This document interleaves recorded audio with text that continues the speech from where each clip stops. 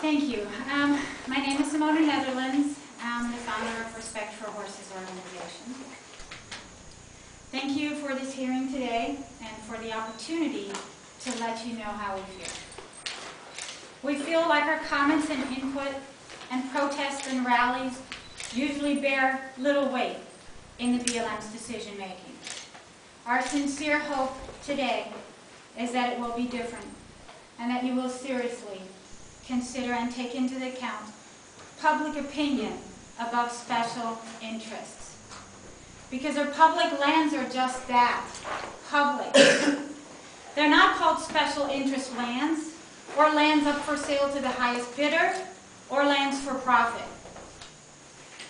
All of us here who took time out of our busy lives to be here in person stand to gain or lose absolutely nothing personally with the protection or the abuse of our remaining wild horses and burros.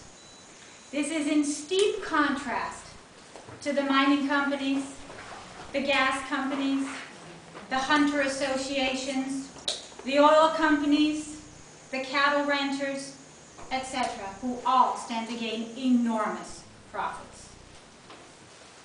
In many instances, usually soon after the horses are taken from their rightful lands, the mining operations, the cattle contracts, the gas and oil pipelines, the green energy projects, the gas fracking and the hunting permits, and the water extraction operations appear mysteriously, revealing the true reasons behind the BLM roundups. If the BLM were honest about their motives, perhaps we would all respect them a little bit more.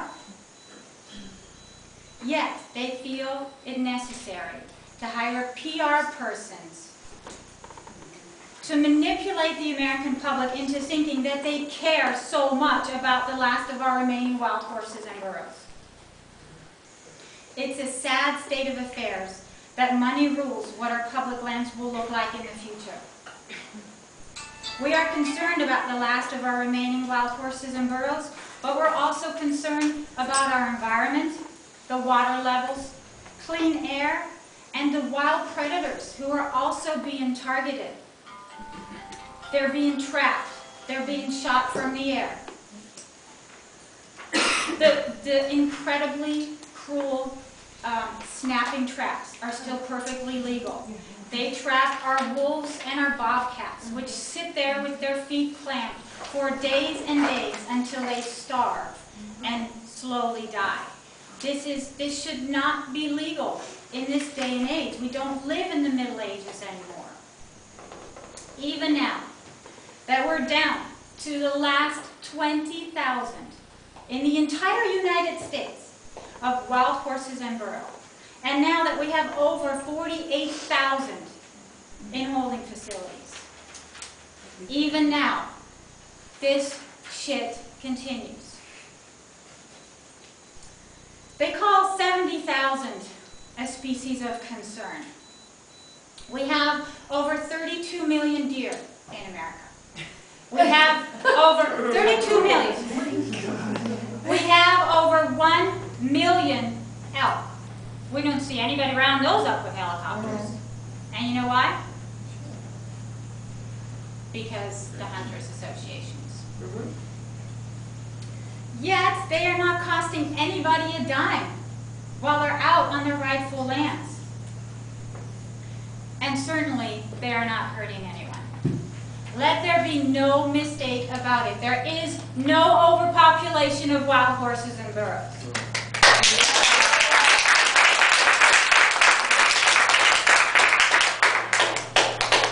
There is a very clear law in place that seems to be adjusted, circumvented, skirted, and differently translated to fit the agenda of all the big stakeholders.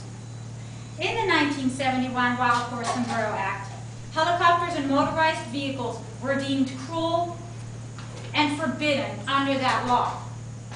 Yet, a few years later, at the hands of a few very powerful cattle ranchers, that act was amended to allow for the use of helicopters and motorized vehicles once again. The Wild Horse and Burro Act states that they shall be protected from harassment. I have witnessed and documented from up close, and I cannot think of anything more harassing than a helicopter roundup. If you've ever taken a ride in a helicopter or waited for one to land, you know that you have to land at least, you know that you have to stand at least 25 feet away, and that you will still be blown away, and that you will take a position like this to cover your face. If you've ever seen a helicopter hover over water, you can clearly see the enormous air movement and wind tunnel that develops underneath the helicopter in the water. The sound of a helicopter is over 95 decibels, 195 decibels, which is qualified as a dangerous noise level. The wild horses and burros out there live an incredibly peaceful and idyllic life. From the moment they are born to the moment they are stampeded by helicopters, the sounds they are used to are birds chirping, creeks streaming, and an occasional rainstorm. I would like to ask you a question. Have you ever sit and watched a true wild horse herd? Yes. Now, so then I can't say this personally to you, and I was going to, but I'm saying it personally to many, many BLM employees. I hope that once in your life you will take the opportunity to sit and watch a band of horses in the wild. Because if you did, you would have no more questions.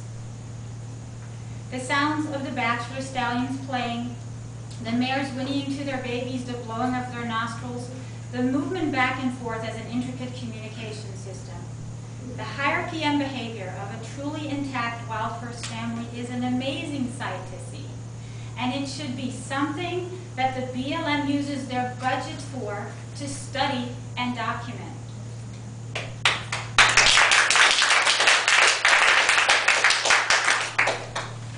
Sadly soon, there won't be any of these intact family bands left to study. We have asked repeatedly that the BLM leave untouched and undamaged herds as control herds. For how do you know the damage that you are doing when you don't have anything left to compare it to? The BLM calls themselves wild horse experts. However, just because you've been doing something the wrong way for a long time doesn't make you an expert. The physical results from being stampeded by a helicopter are disastrous and permanent to a horse's physical overall health. Horses who usually will roam and run every once in a while are not in a condition to be stampeded for periods of hours and hours. In the summer, they even try to keep their movement to a minimum in order to preserve their energy. When they are stampeded, their systems, including their bones, tendons, and nervous system, are attacked. When a horse is in mortal death fear for too many hours, the consequences of the adrenaline running through their veins start having a very negative, permanent effect to blood to all their vital organs, which become scarce, and oxygen deficiency starts depleting all organs after a period of 2 hours. During a roundup, horses and burros are usually in that state of mortal death fear for the entire day. Rounded up for over 2 hours, then stuffed into trucks which they have never seen in their lives. Then trucked sometimes for over 4 hours to holding facilities where they are unloaded and lose their families forever. They do not know how to drink out of water troughs, so they're being extremely dehydrated from the physical exertion and high temperatures. They will still take a long time learning how to drink. The physical results on hooves of wild horses for being stampeded for long periods of time, which their bones aren't used to, are disastrous. A bone in a horse's hoof is called the navicular bone, which is usually in a position like this, and it supports the hoof itself. I don't know if any of you have heard of navicular disease, but when so much pressure is put on these bones and on the hoof, the navicular bone actually moves. The navicular bone moves down and presses that hoof away from the bone. This is unrepairable. Once the navicular bone moves, it never moves back by itself. Most of you know the case of the two babies at Calico who completely lost their hooves. They literally separated from the bone, suffered for days until someone finally requested that they be euthanized. They stood on these hooves. They were shoved in trucks. They stood there suffering in sub-zero temperatures. It was winter time at that time. The suffering that these babies went through is unimaginable. Stallions banging their heads and breaking their necks from too much pressure. The BLM guys are not natural horsemanship people. I'm a natural horsemanship trainer myself, and looking at these methods that the BLM personnel uses, it's very apparent that they're cow herders, that they have no clue how to maneuver a wild horse. I can maneuver a wild horse exactly where I want it to be. If I was from here, distance to this BLM person over here, I can maneuver that wild horse and he will go exactly where I tell him in between cones, even though I've never seen that horse in my life before. BLM personnel think it's useful to use shock craws and flags and whip them and pressure them to the point of breaking. Stallions banging their heads and breaking their necks, babies starving because they're separated from their mothers, babies left out there on the range, mares aborting their babies, babies literally losing their entire hooves, horses colicking from stress, a 6% death rate. It is simply not acceptable. The BLM has had 40 years now to implement a humane standard for handling our wild horses and burros. Yet here we are today, having a hearing on the use of helicopters. This is the year 2012, and animal cruelty of these kind of proportions belong in the past. Why would anyone think that helicopter roundups are the answer when it shouldn't even be a question?